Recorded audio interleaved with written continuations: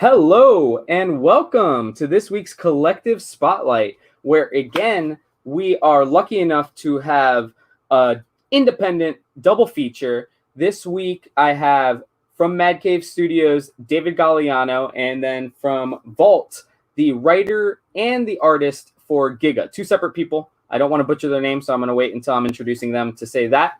But well, John Lee is the artist. But I also want to remind people before we get started with all these great creators that we have a Halloween auction going on tomorrow, 5:30, right here. We actually started today's show early, but that's just because we have Mr. David Galliano coming on. But we are actually putting on first. This is not a reprint.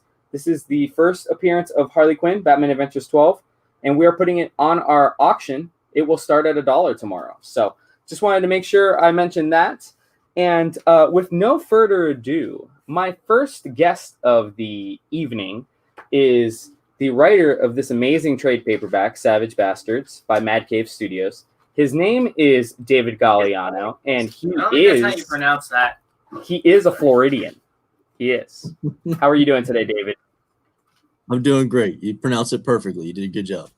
See, he said I pronounced it perfectly. See, man, I don't like this guy. We're firing him tomorrow. So no, good. So you'll have an opening then. Yeah, see, we're gonna hire David on actually after we get that opening. So, David, so much about you. I feel like our people haven't been able to be properly introduced to you yet. You came on the signing for Voodoo Nations along with John Hedrick, Travis Gibb, Luke Stone, Steven's mother. You know, everybody. But my mother was here. Yeah, everybody. She didn't even say hi. She's a great creator. But you were he said she's a great creator. Well, she did create me. So we had Savage Bastards. At that time, we only had issues 1 and 5. Issue 4 was apparently like everybody's myth. It was a myth. Who knows if it existed for real? But it is inside this trade. First of all, tell our people what Savage Bastards, the story is. So the core of Savage Bastards is actually a story of family, really when you get down to it. Dysfunctional as it is, it's a story of family. It's a Western with a little bit of a fantasy element to it. You have two half-brothers who meet up, with a goal, Samuel and Elliot. And their goal is basically to bring down their evil father who uses children as pawns, basically. And that's so. Tell me a little bit about the world. You mentioned that it's a Western, and I think I mentioned this to you a little bit when I talked to you. I feel like we don't get Westerns anymore in comic books and in pop culture in general. I feel like it's almost like a dead genre. So talk to me a little bit about the setting that this Western story takes place in. So it's like an alternate reality Western. As you read through the story, that'll become a little more apparent. But it's a dark, gritty area of Arizona that it takes place in for the most part. I mean, it starts in Mexico and then kind of moves to Arizona, where we have this fictional place called Red Sands, and Red Sands is ruled by this despicable man named Dara, and his whole goal basically is to set up his own little empire. So that he wants to basically, spread out from Red Sands and kind of take over America, basically. So okay. So even though it's a Western book, it does kind of have that villain trying to take over the world type of feel, right? Yeah, and each issue has a little bit of it's not crazy amount of different genre of comic book, but each one has a little nod to a different genre of comic book. So the first one that you get is kind of like your buddy cop like action book. Okay. The second issue goes into like this like trippy, almost like fantasy, kind of book. The third one's kind of like a horror book, and so on and so forth. As you go through the series, they've all got a little bit of a different tweak on the comic book genre. All right. So you said a little bit of horror there too, is what you said? Yeah, by the third book, we start introducing a character named Wendigo. Okay. Yeah, it starts to get a little darker. That's awesome. So A lot of our people might not know this. I didn't know this before I met you. You won the Mad Cave Talent Contest. That is how you got to write this. This is your first published work, correct? Yeah, I won with Jay Sandlin and Anthony Cleveland and my boy Stoney Williams. We were the first Mad Cave comic book writers who won the contests, and so that's how we got our first books out. So was that the first year they did the Mad Cave Talent Search Contest? Yep. Well, congratulations then. Thank you.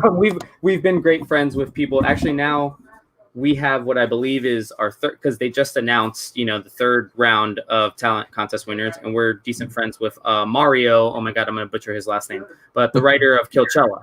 So we now are friends with somebody from every Mad Cave talent contest winning. And Stoney, actually, it's funny. Your book, you guys both won the same year. Your book has a trade paperback. Stoney's book just had issue 1 drop. So. Yeah, he had a lot of issues with like artists and things like that for his book. So me and him spent a lot of hours just on the phone, like, oh, come on, man, it's gonna happen. I promise you. Talk off the ledge a little bit. It's gonna happen. It's gonna happen. Just hold out. Like Mad Cave's gonna take care of you, and they did. Mad Cave has been phenomenally good to myself, to Stoney, to Anthony, to Adam, and now the second round of the contest winners. You get great books out of that, like Dryfoot and things like that, and then the batch that are coming up. So it's really a positive experience to have a company who is actively going out and looking for talent to help give them that leg up. Yep. So. Yep. And honestly, you guys have all been good guys. We've had Jared on the show now. We've had you. We've had Stoney. I'm planning on having Anthony in because I just got second prints of Stargazer. Anthony's actually done 2 Mad Cave books, if I'm not mistaken now, right? Yes. Yeah, he's working on the second one right now. Yep. Yeah. So actually, they just announced that he's got a second volume of Show's End coming out. Oh, really? Mm-hmm. And was that what when he won, was that what he got to write, or was that Stargazer that they gave him to write after that? So when he won his first book, he was the first one to come out of all of us. And the book was Show's End. Okay. So that's what basically for Mad Cave, you're writing their IPs. You're not bringing your own stories to them. So you're writing their IPs. So Show's End was the IP that they gave him to write. And then now Stargazer is the IP that he's writing for them, and then he's going to do another volume of Show's End. And that leads me to a follow-up question as I was reading through this bad boy today, because actually shout out to Manny from Mad Cave. He actually made sure, I told him a ton of times, I felt like he probably hates me now, but I was like, hey, David's signing on Wednesday. I need to make sure the books are going to be here. And he made sure they got here last week. So I've gotten a chance to flip through it, and I'm not going to spoil anything. But when you get to the end, and typically books will say the end or to be continued. It kind of just ends saying ... they'll be back, and it's coming off of a word bubble from the previous. But I mean, I know you just got to the trade. Issue 5 was just a couple months ago. But is this a world you'd like to return to if Mad Cave asked you to? If Mad Cave asked me to, I would absolutely. They gave me an IP, but I created the world. I created the characters. I created those that live inside of it. So I spent a year with these characters, and I would love to go back and do more with them. I did maybe send them an ash can like continuation kind of little thing that may or may not become something else. So we'll see. All right, I like to hear that. So tell us a little bit about your main characters. I know me and you had a kind of deep discussion about your main character here and how the name of the book comes about, Savage Bastards and everything. Talk to us a little bit about that and that character development and your main characters and the brothers, really. Absolutely. So Mad Cave came to me and they said, hey, we've got this idea. We'd like to do a Western, and we'd like to call it Savage Bastards, and we'd like it involve 2 brothers. And that was kind of it, And so me and my fiance we're talking and kind of like spitballing like what we could do with that. And it came about between the 2 of us that what if they're literally bastards? What if the characters are literally bastards? Like same father, who doesn't give them his name. You know what I mean? And he just has a pool of these bastards. You know, and some of them are savage and evil people. You know, and he uses these people as pawns again to run a kingdom that he's trying to develop. So it just kind of started to develop from there, where you know, it starts like the first book starts off as a Western, like a main, like just straight Western, but as you go on, it becomes like a fantasy kind of ring quest kind of story, you know. Our two main characters are Samuel and Elliot. So there they are right there. Yep. And that's not like a mistake. Samuel and Elliot are basically the two names of Sam Elliott. So I kind of split it among the two of them. But they're two brothers that are as different as can be. You know, you've got Samuel, who is a strong, very independent, very intelligent young man who has been training his whole life because his mother had escaped from Red Sands and got him to safety, as it were, and raised him, you know, in the hopes that he would never have to go back to Red Sands, but if they ever came after him, that he'd be able to defend himself, you know. And then you've got Elliot, who also, you know, was able to escape from Red Sands without knowing it, because he was a baby when it happened, you know, and he's been raised basically in a small town, you know, where he works as a barber, where he thought, you know, he took over the family business from his father when he passed away. He's had this very soft life where he's, you know, he just basically wakes up, goes to work, you know, gets drunk every now and again, goes to bed, you know. No real ambitions or anything. So when these two meet, you know, that's you get to see the development of not only especially you get to see Elliot's development as a gunfighter and things like that as things move forward, but you get to see a real kind of relationship develop between these two strangers, you know, who share blood but don't really know anything about each other. So I know you said it's Mad Cave's IP, but what inspirations did you have for the Western aspects of this? Like what type of other Western things did you read, watch, or enjoy that you put into this a little bit? I gotta tell you, I mean, I watched a lot of, you know, Tarantino's movies, you know, like some you know, the Hateful Eight, a lot of Django. I probably watched Django Unchained like 8 times. And those influences aren't necessarily in the book per se. You know, it's just that style of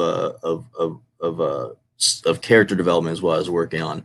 But I watched every Western I could when I first started doing this, because I was like, ooh, my first comic book is going to be a Western. And I mean, I was familiar with the Western genre, but I wasn't like a hardcore Western fan. And what's funny is one of the mandates when I was creating this book was that they wanted as many Western tropes as possible in there, you know? So when you read the book, you know, there's Western tropes because that's what they wanted. You've got the train heist, you know, but there's a spin on. You've got the bank robbery. You've got the revolvers. Everybody's got a revolver or a shotty, you know. Yeah. Let me tell you, the artist on that, Carlos. I mean, he researched the hell out of those things to the point where when we were doing the script, he was like, you know, I was like, oh, you know, I was trying to describe a scene, and he's like, well, that kind of weapon in that day and age wouldn't be able to do that. And I was like, oh, okay, my bad. You know, he was really a driving force in kind of keeping us, even though this is not really like truly realistic as a comic book, the setting, the time, those things are very much set in that in the exact year that the story takes place in, because Carlos did extensive research to make sure that everything would line up. So when you look at the detail that he put into them, especially when you see the sketches at the end of the book. Oh, the concept, yes, and that was the next thing I was going to mention to you. Yeah, the concept in the back is awesome. That's just the tip of the iceberg with what Carlos was researching. I mean, he did a phenomenal job with that stuff. And the artists were talent search winners as well, right? They paired you guys together. Yes, yeah. Carlos was another one of the winners. Yep. So I know we talked about it personally, but tell the audience here a little bit of the camaraderie and kind of like team aspect that was being especially at least from the year to year. It's almost like, you know, you guys were the senior class, Jared is like junior class, and now these new guys are a sophomore class. But what was it like with that camaraderie that you guys built amongst yourselves with Anthony and Stoney and all them? So Stoney is one of those guys who's like everybody's brother. You know what I'm saying? Like he loves comic books, and he really just wanted to create a brotherhood among us that would last beyond just these projects that we were working on. So he actually created like a Facebook page. You know, every time there were new winners announced, we invited them to the Facebook page. You know, it's our own private little group where we can go and we can chat, we can rant, we can whatever, and just kind of like interact with each other. So Stoney was a big part of creating a very cohesive kind of a friendship, you know, between all of us different creators. So that was really cool. So we, you know, end up, you know, private messaging each other too and talking about different projects and such. But it's just an interesting thing where, you know, we all worked for the same company and we all got to develop a friendship, and that has kind of led to other projects too. Like I was able to put Stoney onto a Kickstarter that's coming out here shortly to work with me on, and things like that. You know, we've been able to kind of give each other little pieces of things to help with, you know. So I actually have a funny story. I was watching Travis Gibbs watching. He commented. He said, "Hey, it's David Galliano." But I was watching last night I'm assuming the indie project you're talking about is Cthulhu Invades Oz. Yep. So I was watching Travis launch that. Obviously, we're going to have that here in store. But he's telling me how you introduced him to Stoney, I believe, is the story here. Yep. But you failed to mention that Stoney was a writer. You just said he was a creative. So Travis gets Stoney to agree to color a page in the book instead of write a page in the book. And that's where, so Stoney is a colorist in Cthulhu Invades Oz, but he is a writer for Mad Cave, correct? Yes. Well, okay. So let me set the record straight here. So you know, Travis had put together this like greatest hits of like indie creators, you know, like this formidable team to work on this Cthulhu Invades Oz. You know, he already had Jonathan on it and a bunch of, you know, people from Scout and things like that. And he came to me kind of like last minute because you know, we're all friends and everything like that. And I think maybe he waited until the first Savage Bastards came out to see if I could actually write first before he approached me. Like he just had to make sure he wasn't like stepping in dog poo before anything. And he was like, "Hey, you know, I do have a spare character if you want to write it. You know, nobody's writing for TikTok right now." And I was like, "Oh, hell yeah, I'd love to write for TikTok." You know, and again, it was a situation with Stoney where he's getting kind of down on himself because, you know, his book kept getting delayed. You know, and he started this coloring thing, and I was like, "Stoney, listen. You know, I just got added to this project. You know, I would love to have you as my colorist. You know, I've got a great artist named Craig Florence. He's doing the art for it, and I need a colorist. You know, and I see that you're doing it. It looks good. Would you be willing to give it a try? You know?" And he's like, "Oh, hell yeah!" Because Stoney wants to do everything involved with comic books. He wants to letter. He wants to color. He wants to start doing all the alternate covers. he wants to do everything. So. Oh, I lost you. My bad. I had it muted so I wouldn't talk over you. Oh. But no, funny thing about Stoney, and now it's becoming the Stoney Williams show. But that's fine. Stoney mentioned to me, amazing guy. That's fine. and this talks about his determination as a creator. He mentioned that during quarantine, his goal was to come out with a skill he didn't have, which is I think how he started coloring. And he said he's working on lettering. And I mean, that's amazing, man. If you can become a Renaissance guy in comics nowadays, I mean, more power to you, you know, absolutely.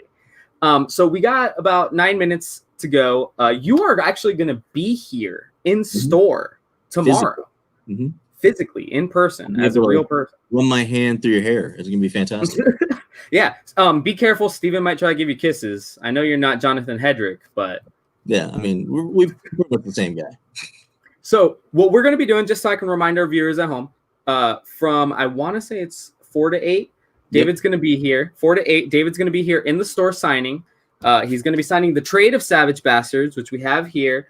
Cover price $14.99. Not bad at all for a volume 1. But with the purchase of this, David will sign it. He'll sign it on the front if you want. He'll sign it inside. You know, he's a pleasing guy. But you're also going to get a copy of issue 1, first print, signed, and issue 5, first print. Who's signing those two? You're signing those two. Oh. You already did. We need to renegotiate the contract then. Well, you know, I'm looking forward to that $2,500 story we had that you got in Jonathan Hedrick's Freak Show Night. Was it Freak Show Jester? Freak Show Jester, yep. Which I guess apparently now is going to be in Second Sight. Second Sight has signed Jonathan Hendrick's Freak Show Night on, and I did he did a Kickstarter with it originally, and I did just a little ash can, because again, me, John, Travis, Stoney, we're all friends. We do what we can to help each other out. So I made a little ash can that he had his artist from Capable do the art for. We put it together and put it in his Kickstarter. And now, because of the karma of the universe and because of of the power of friendship, I guess, that is now actually going to be part of the Second Sight print of Freak Show Night. It's going to be in the back of Freak Show Night as part of that actual like one-shot book. So that's very exciting. So now that's technically, and granted, you've had 5 issues of Savage Bastards, but that's going to be your second published, like non-independent, like indie published work, right? Yeah. Yes, sir. So that is awesome, man. Congratulations. You're blowing it up. First of all, actually, I want to now go back to talking to David Galliano. This is the David Galliano show for the next 4 minutes. But all right. First of all, David Galliano, if you want to know his comic book geek cred, the dude proposed to his fiance in front of Stan Lee. All right, so that's first of all. Apparently, you told me that story at Ale House. I totally forgot about it until you shared the video, and I'm like, Steven, did you know David this? He's like, yeah, he told us that story to our face. But I'm sorry. There was. And secondly, you have a son? Mm-hmm. Yeah. You don't even look old enough to be a person. Like, what? You have a son? Yeah, I do. Yep. That is awesome, man. So do you share your passion for comics with your kid? How does that get to work as a dad and a creative? So I hope I don't go over too much. I'm gonna be quick about it as I can. So my son is autistic. He's 15 years old. And I've always been a big nerd my whole life. But for some reason, like for him, like nerddom is one of those things that's helped him to communicate, to express himself more. He has a lot of hard time. He has a hard time with communication. So that kind of that just made my love of nerddom even more important to me, so it helped me to develop into want to write comic books and things like that. He of course doesn't read my comic books at this point in time. Have his specific superheroes that he loves, and he loves Star Wars and things like that. So yeah, I even kind of dedicated in my book a little thing in there that said, thank you for making me a better father so I could write a bad one, as far as Bastards was concerned. But I've actually got a project that I'm working on called Final Growth, and it's going to be a Kickstarter that I'm going to try to launch hopefully early next year. And it's basically a post-apocalyptic world where there's a threat out there that's the threat's not the important part, but there's a threat out there that's that's pretty much taken over the United States, and you've got a father who is basically doing everything he can to protect his nonverbal autistic son from a world who no longer cares about special needs and and anything like that. So it's got a little bit of like the Road vibes and things like that to it. But anyways, he's the inspiration for that story, and actually he's the inspiration for a lot of things I work on. But that's awesome, dude. Yeah, I didn't know that. I mean, honestly, I look at you and I think you're probably no older than me, and I'm not at all ready for a 15-year-old son. So that it caught me as a surprise. I'm a giant child. Yeah, Mr. Yeah, you are a giant child. You and Jonathan Hedrick are giant children. Actually, I was a little upset that I missed you guys on, I think it was Saturday you guys came by. Yep. And I was joking with Travis. I don't know if you saw it, but I know it was Jonathan. I could probably go back and watch the security cams. I know it was Jonathan Hedrick. I had a copy of Savage Bastards as the Danny Loves This. And John grabs the copy of Capable and just like, boop, right there. And I'm like, Oh, I guess that's switched since last time I was here. So. But Yeah, no, we love you guys. He gets so petty about that stuff. No, actually, real quick story about that. So we went in there, and we were over there for dinner anyways, and we there was the employee behind the counter, and John, walking in like big John, like everybody knows me, like I'm writing comic books and stuff like that, and he goes to buy something, and the guy's like, "And what's your name?" He's like, "Jonathan Hedrick." And I'm like, "Oh, John, this guy." And I started. The whole car ride home was just fantastic. I was just giving him a hard because just the deflated ego, just the. There's two funny things about that. I'm glad you told that story. we have 3 minutes, and I'm going to tell what I thought was the two hilariousest things about that story.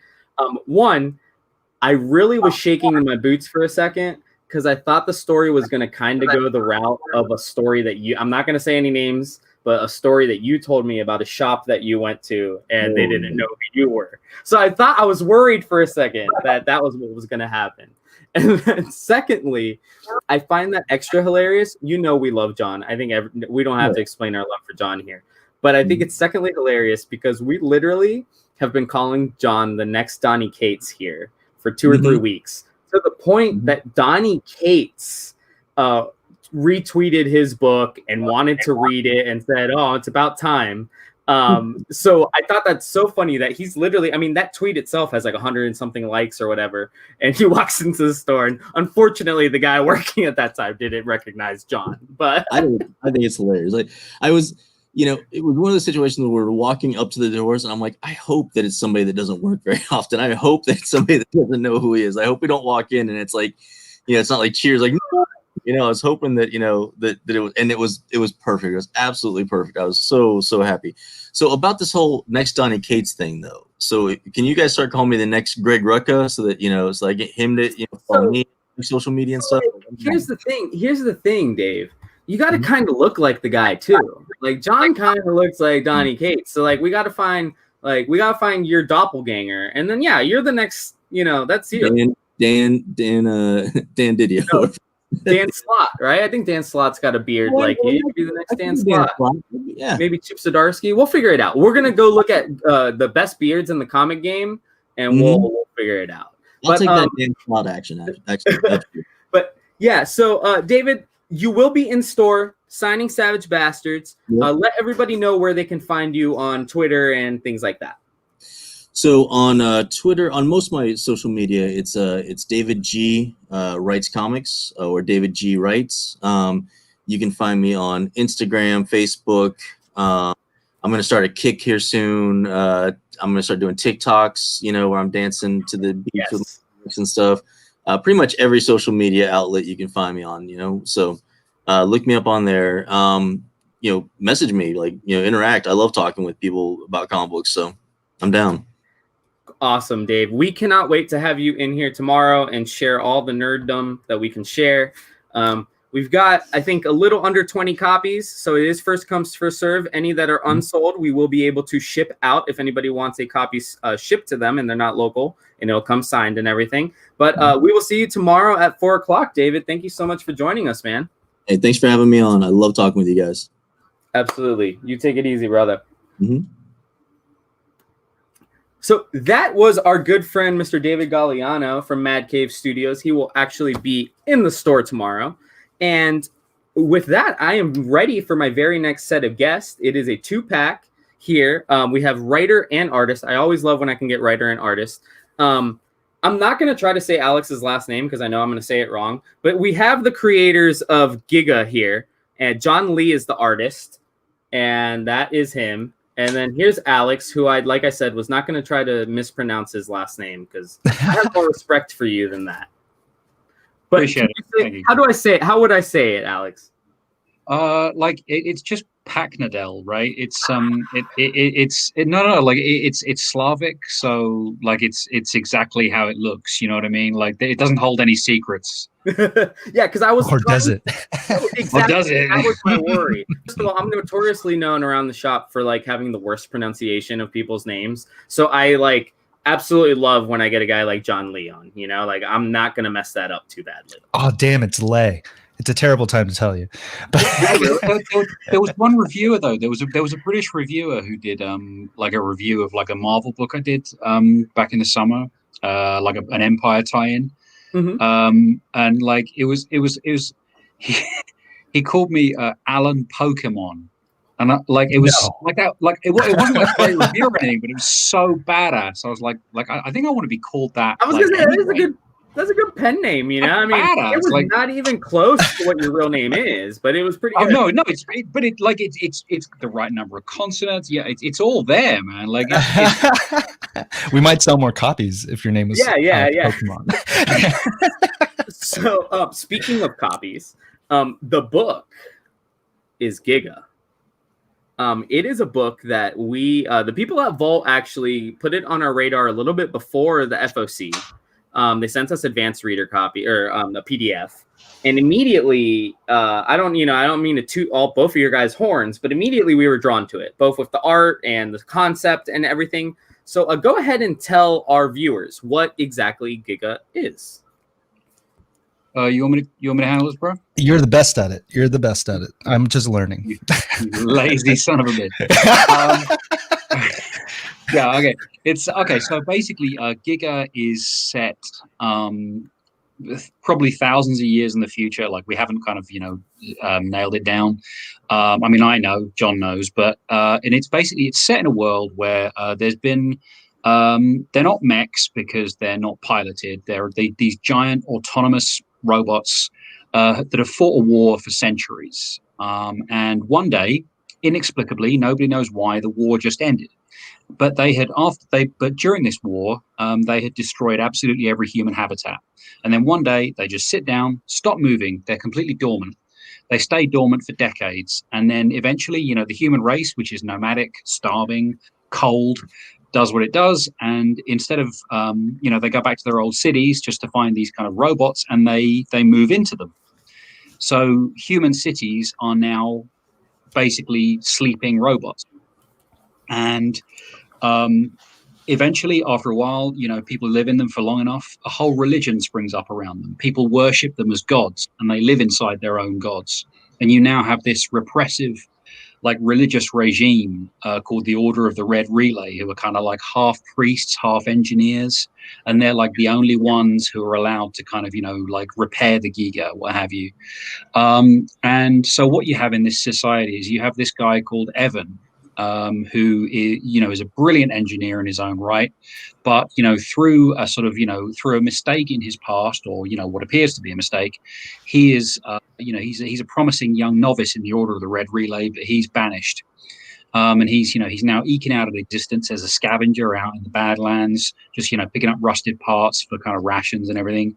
And while he's out there, he finds the corpse of one of these Giga.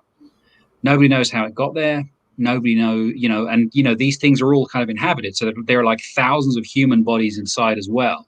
It's a slaughter, but this kind of sends huge ructions through this society, because what he's effectively found here is the body of a dead god. So what genre wise, what we're looking at here is you've got all the kind of steampunk used kind of future tech. But married to that, it's a murder mystery, but it's the murder mystery of this giant robot god. Okay. And what's your layout? Is this planned as a 5-issue miniseries? Is this an ongoing? How are you guys working this? Literally, you guys decide. I mean, we've got a 5-issue arc. Okay. And if needs be, we can leave it there. It'll be very satisfying. It'll be done in one. We've got a complete story to tell, but we've very meticulously built a world here. So there's lots more to explore. I mean, honestly, on the strength of it, I mean, literally like seconds before we got on the call, I mean, this isn't a flex. It's like we're both like, whoa. But like John just told me, we just did 30K for issue 1, which insane. Yeah, that was going to leave me before this book even shipped, because most comic stores get their books Tuesday, maybe Monday. It was already sold out through Diamond, going to a second printing. What did that mean to you guys when you heard that? I don't know what's happening. Like genuinely, Yeah. like that's not like affected modesty. Like I mean, John, like we just keep like messaging each other it did like the initial orders came in and it was like 28. And then, we were both just kind of blinking at each other, just going, what the hell, And I mean, but yeah, I mean, certainly from my perspective, it's just, we got the news, I think 2 days ago that we were going to a second print, and they're not just doing like a second print, they're doing like multiple covers of a second print. It's going to be a foil, if I'm not mistaken. Yeah. Yeah. Like I honestly like this, I mean, I've been doing this for a little while, like it's never happened. I have no idea what's happening. But yeah, this is like John's first full book. So Yeah. I mean, I want to hear from you, man. Like, so that's where I was going, John. Is this your first published work? Not my first published work. I did a sci-fi anthology called K-Rail's Ring. I was part of volume 3. A bunch of like the Prophet guys were on there, helmed by Shannon Lentz. And then before that, I had done a little 3-pager that I wrote, drew, and colored that just got into the back pages of Ken Gehring's Praxis on Image. And so like before Alex had hit me up, I had pretty sure I had less than 20 pages career. I was really just starting to get more in here than what well, I mean, since we've been in production, I've done more pages than I've ever done in my whole life, so it's the whole experience has been super surreal. It's crazy, I mean, you want something so bad for so long, and I haven't been in the arena as long as Alex has, or many comic creators has, and I'm just extremely grateful, extremely humble, and if I've learned anything in this whole experience, I've learned many things, but the biggest thing I think is understanding that every book that we have on our shelves, on our floor, on our desk, wherever it is, every book behind you, every book is a miracle. Giga is very much a miracle that it happened and that it continues to do well. Everything is a complete blessing. I couldn't have dreamt up a better scenario to start my comics career. And how did you guys get connected? Did you say Alex reached out to you? How did you guys meet? Yeah, Alex reached out, and I believe it was through the recommendation of Grim Wilkins and another fantastic creator.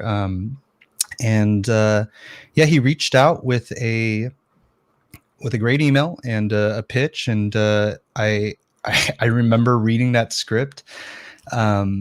It was an 8-page comic script. I don't know how many pages the script was, but I remember reading on my porch that day. I was reading on my phone, and instantly, like in 8 pages, I remember being so fascinated by how Alex was able to get me to root for 2 characters I've never heard of before.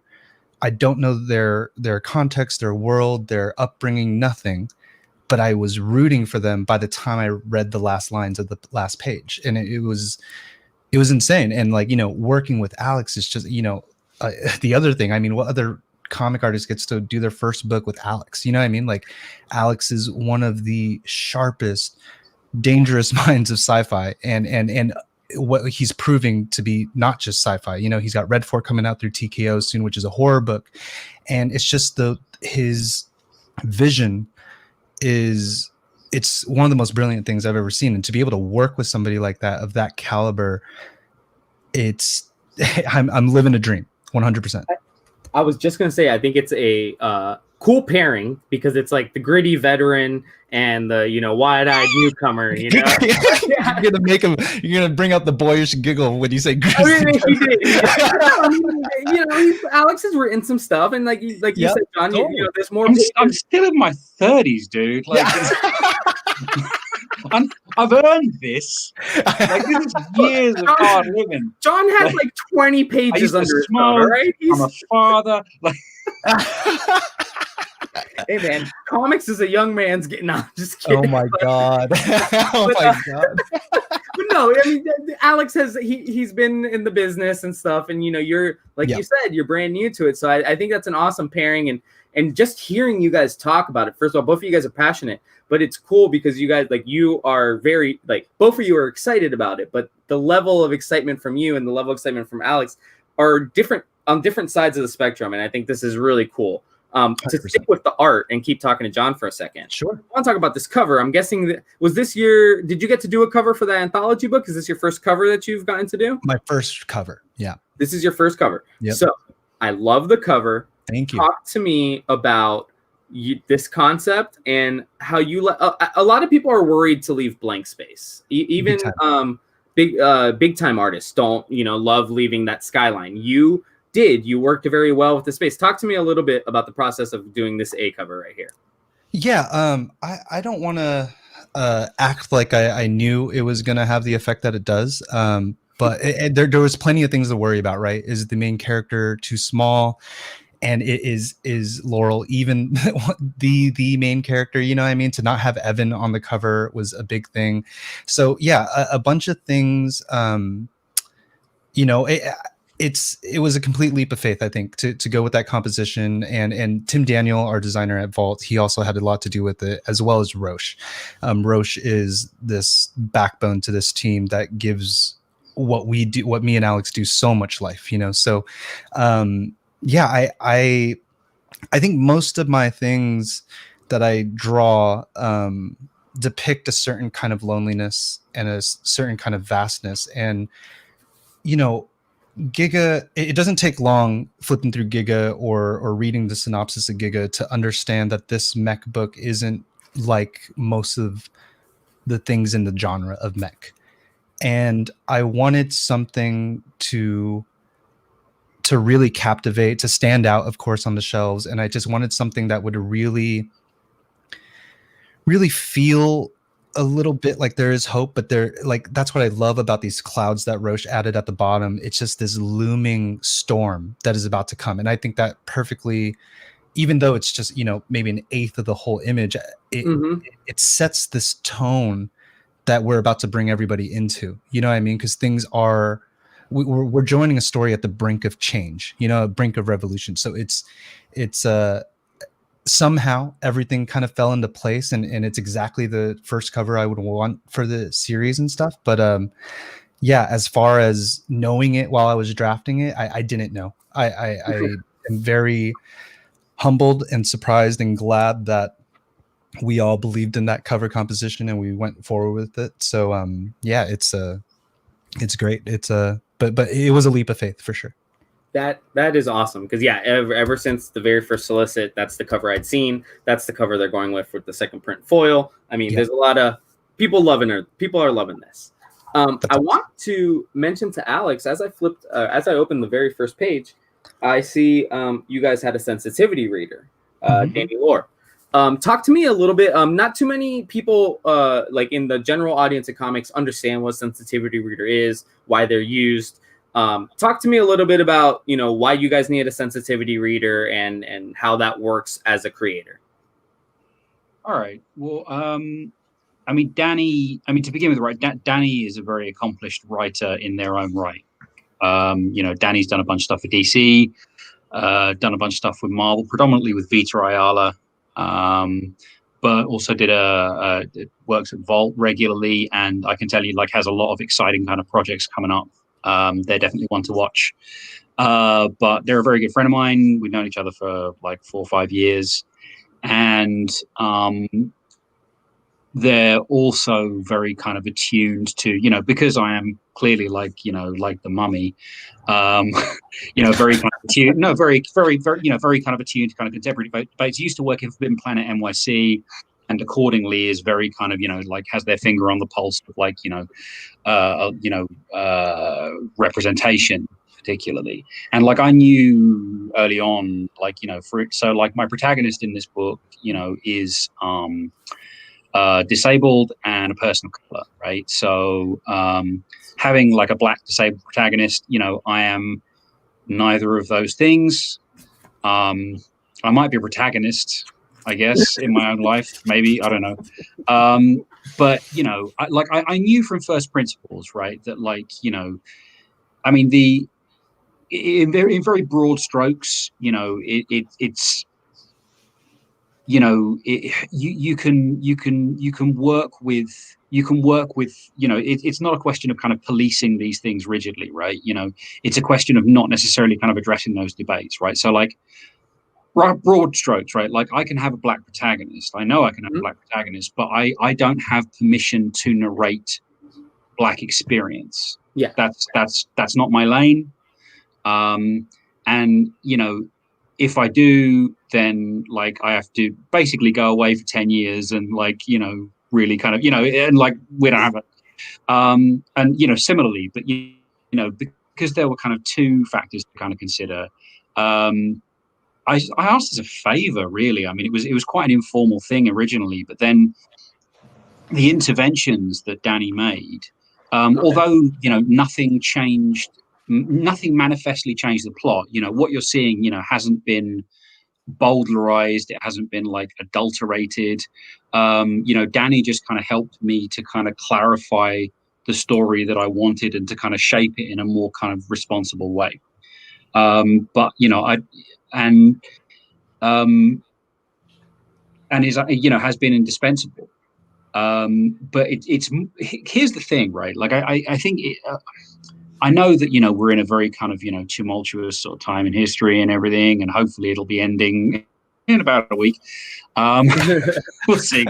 But it's interesting because I think with a lot of these things, you know, it's not about like ass covering, right? Like I think there's a misconception that it's about ass covering. It's not. What it's about, right, is I don't want someone to read it. It's quite mercenary, actually, from my perspective, right? Like what it's about is like I don't want anything to get in the way.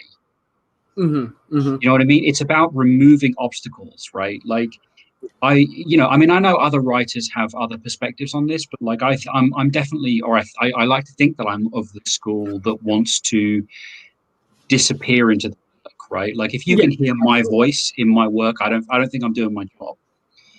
There are others, you know, others whose mileage may vary and what have you, but you know, I think my job is to disappear. And I figure like if I you know, if I throw something in that's, you know, culturally insensitive or and I'm sure I will, like in, you know, in the course of the run, you know, it's just about kind of doing the best you absolutely can. But if I remove as many of those barriers or those obstacles as possible, then I'm giving people a clean reading experience so they can just connect with the story viscerally. Okay, so was it a lot? Danny was hugely helpful. You know, was it a lot of back and forth? Just like, oh, she might be, you know, hey, this is. Danny was saying this is not, you know, I don't think you should maybe go a little bit this way, and then you kind of take that into account. Is it just a lot of back and forth when you have a sensitivity reader like that? They just like went through it with a fine tooth comb, right? Like and got back to me, and it was honestly, I mean, John, do you reckon it was like 3 scenes maybe in issue 1? I mean, you know, more going forward, but it wasn't anything kind of materially different. It was like, look, you know, there's this bit here where, you know, basically you just want to kind of be. You want to be just kind of, you know, aware of this audience. And it was never kind of presented as a fait accompli either. It was never like, you must change this, like, or you're going to, you know, that, you know, it was basically, look, you know, there's a, you know, there is a risk here. If you're prepared to kind of accept that risk, then proceed. But if not, I'm just flagging it up for you. You know, it was a very, very kind of, you know, non-invasive, but also, as I said, like really illuminating. It made me think about that, you know, from my very, very, very privileged position, that like I just wasn't, that would never have occurred to me in a million years. You know what I mean? No matter how kind of, you know, progressive I think I am, you know? No, and that's why I actually I'm familiar with somebody here in the Central Florida area that has done some sensitivity reading for Marvel and things like that. So that's why I had to ask, because whenever I do see somebody credited for that, you know, it's always a cool. It's a what would the word be? It's a job that doesn't get a lot of love or a lot of recognition, you know, but that it is a need from us, you know. I mean, it like honestly, like Danny's. I mean, the fact that they're going to be. I mean, they're blowing up anyway. I mean, which is, you know, wonderful for me. But you know, I'm just figuring like next time around, like I might not be able to afford them. For real. That's a valid point. That's fun. So guys, we talked about it a little bit at the beginning. You guys shipped with 3 covers. I know Ultimate Comics up in North Carolina is doing some store exclusives as well. The book's already gone to a second print. What has it been like for both of you? I know I talked to John a little bit about it, but to get that feeling that this book, before it's even been in customers' hands, it's already labeled pretty much successful, and what has that felt like for you guys for this property right here? It's, to echo a bit of earlier, it's just I think directly what's really awesome about us doing that well is I think we all, at least I feel from my perspective, I feel like we all kind of have a little more swagger in our step as we work on the other issues now. Like we just finished a cover for issue 5, and it is an absolute jaw dropper. Like we really wanted people's hearts to sink and get excited at the same time when they walked into the comics shops and see it on the shelves, so it's and I think that was one of the main things we had done after we had found out. I think that might have been the first thing I drew after we found out the numbers and had all this validation from every pro imaginable and every retailer imaginable, so it's I think now it's more about feeling the responsibilities, because there's so many people. I mean, it's been a tough year for everybody, and for the numbers to be what they are, and everything in the same context, it's just now I really like more. I mean, it's hard to say more than before, but it's just like I really want to hold myself accountable and responsible and really bring people a very heartfelt and very honest experience and journey, Alex, before I let you answer, I just want to say that's an amazing answer, John. And I think Awesome. comic fans and our fans, we just got a comment in from Periscope.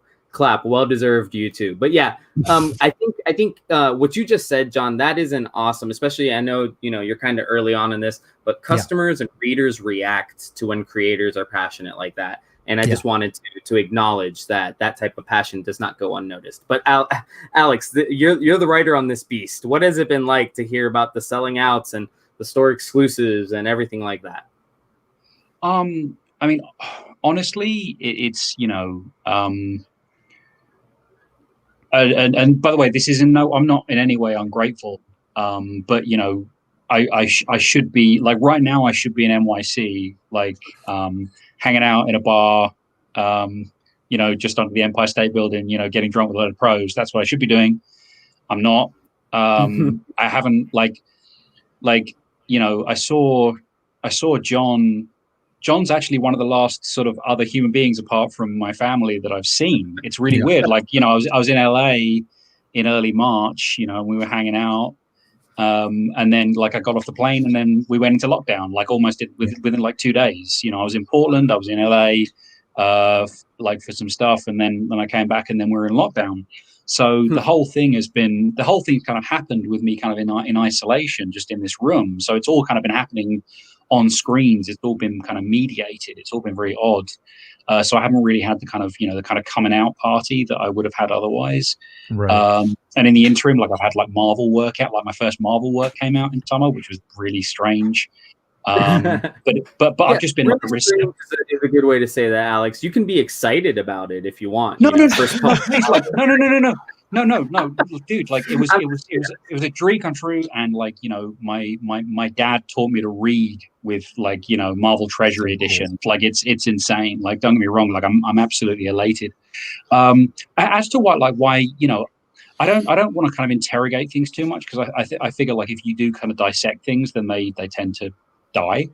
But I think one of the things that I noticed earlier on in the year was that this book was one of the first ones to be announced during lockdown.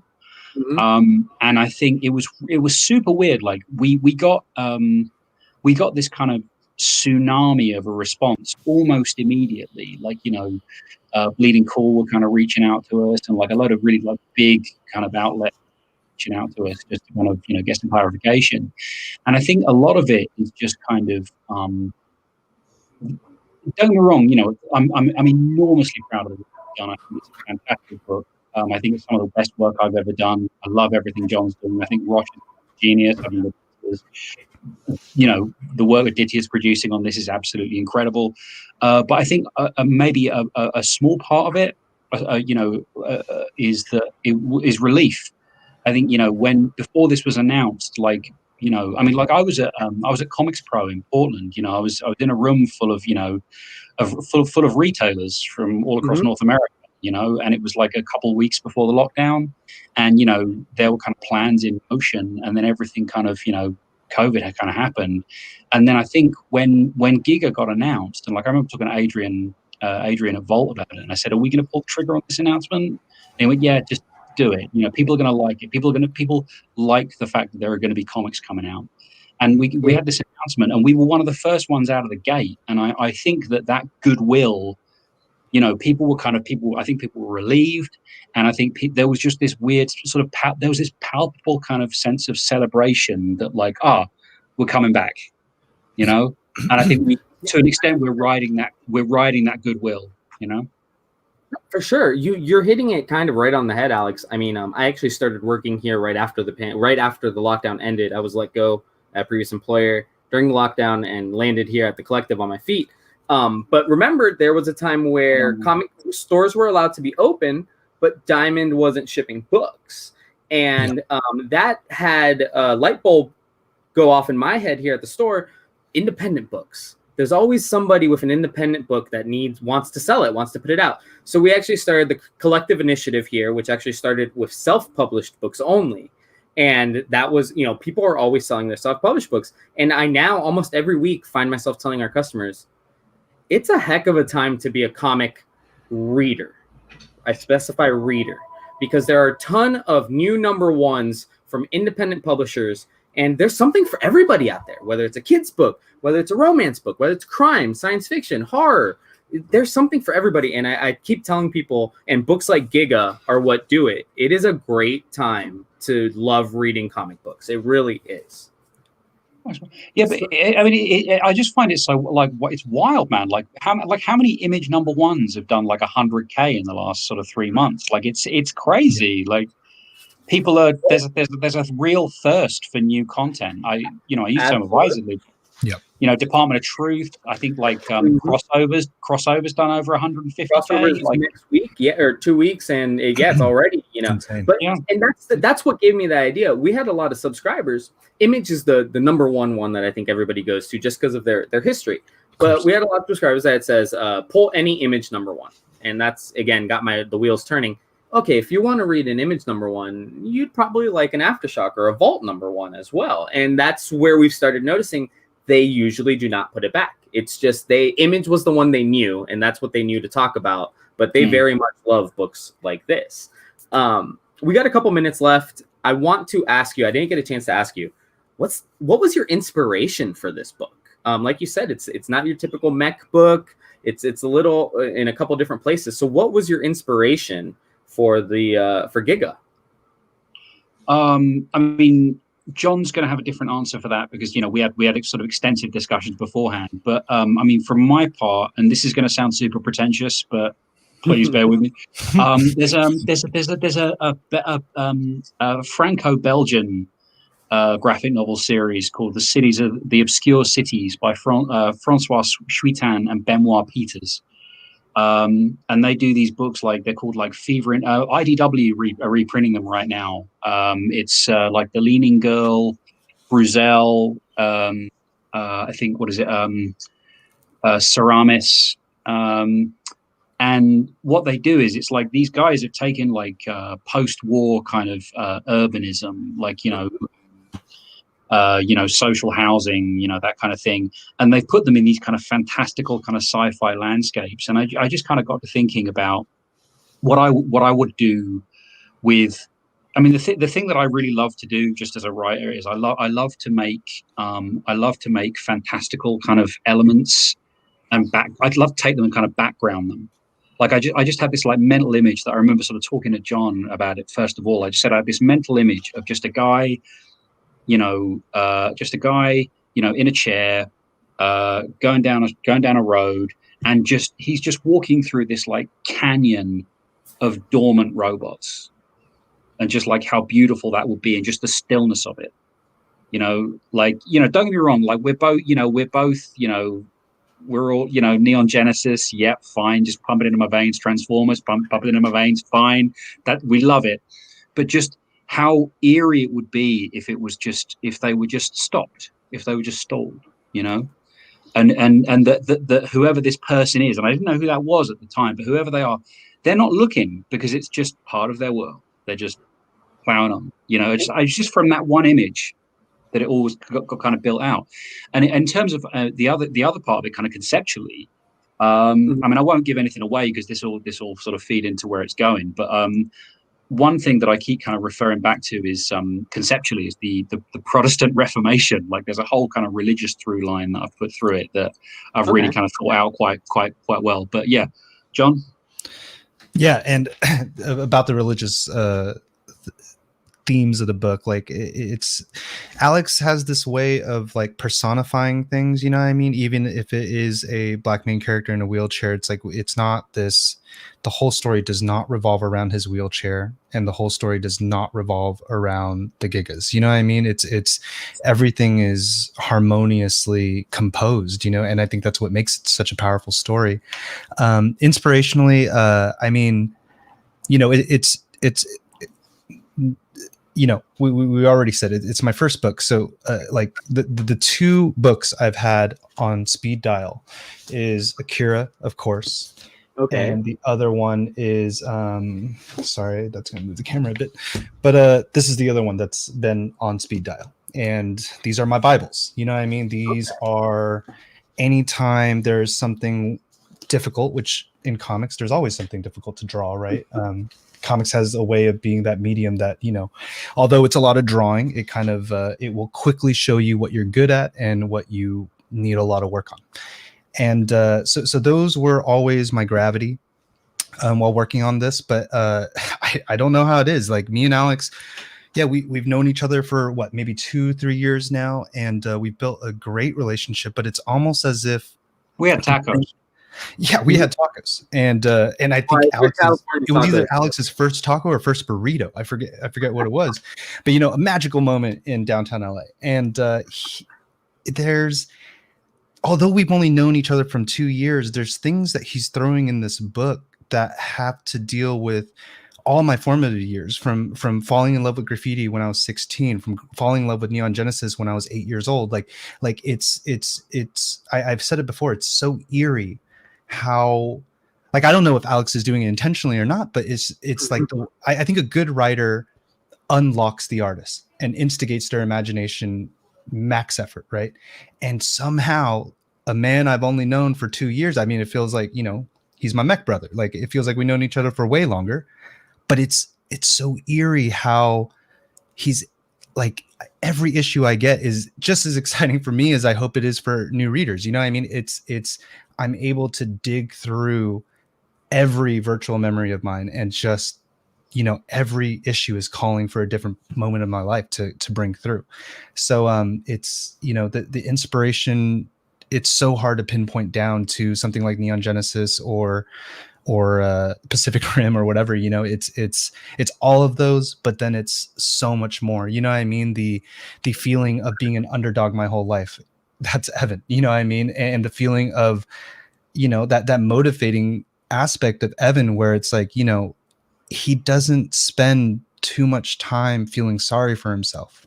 And that's like the best version of all of us, right? Is to dig deep and not spending more time to redirect that energy of feeling sorry for yourself to doing something bigger and productive and something larger than yourself. So it's like spiritually, aesthetically, emotionally, it's a dream. I've been able to live in this world for like 2 years, hopefully much longer, and I don't want to move out. You know what I mean? I love this world.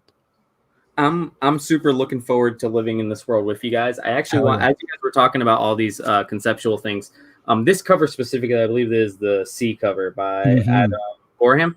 Oh yeah. Specifically, and as Alex was talking about, just how he had that valley of empty mechs and all this stuff.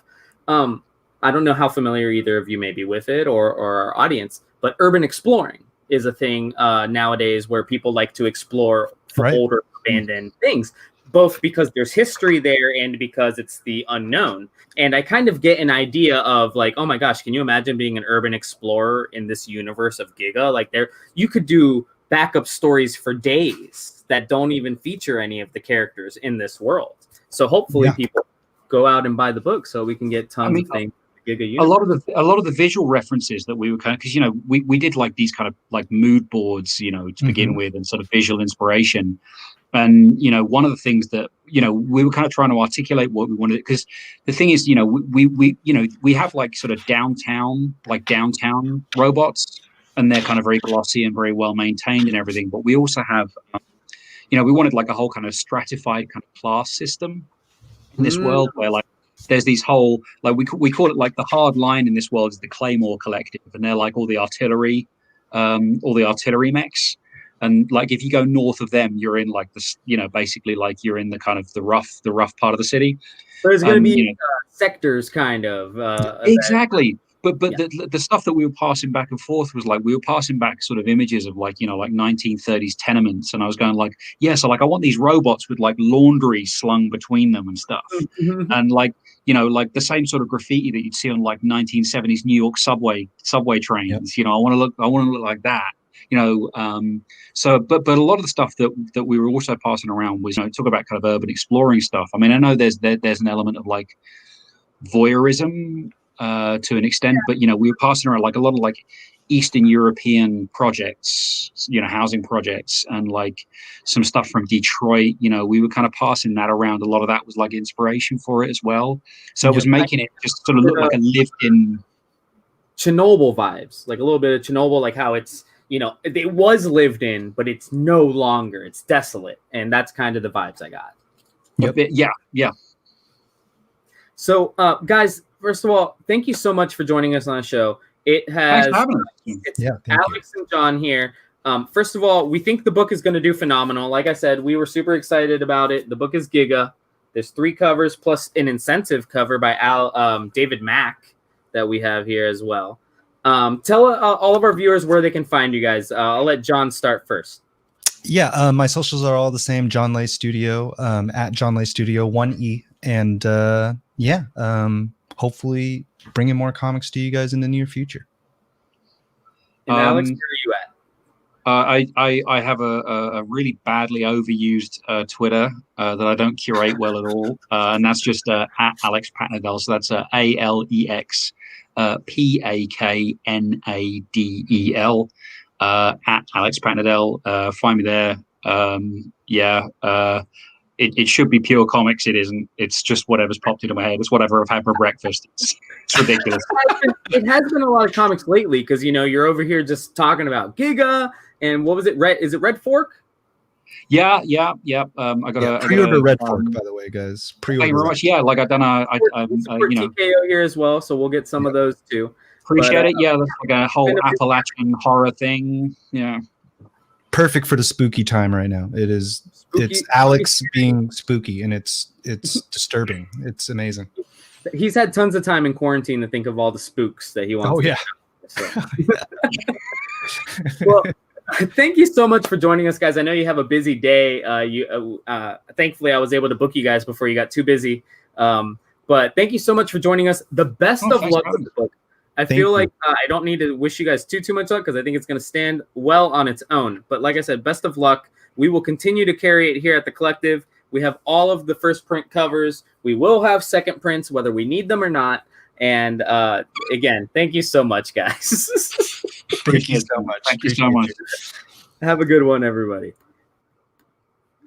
So, guys, thank you again for joining me on today's Collective Spotlight. I want to thank, again, David Galliano from Savage Bastards, who will be in the store tomorrow signing the trade. And again, I want to thank Alex and John, who are the writer and artist on Giga, brand new independent book on shelves. I believe it is our pick of the week. So, and before I leave you guys, please do not forget, tomorrow, 5:30 p.m., Halloween happy hour hump day auction. Actually, it's called Harloween because we have the first appearance of Harley Quinn. This is not a reprint. This is not a facsimile. This is not a dollar comic. This is a first print, and we will be starting it at $1. So we also are going to have a first appearance of Punchline. So join us on Facebook, YouTube, Twitter, and Twitch, now streaming. This has been The Collective. I've been Danny Morales. My guests have been amazing. Steven Spivak was running the register, and Brendan Broyle made sure he did payroll so I get paid. So thank you very much, everybody. Have a good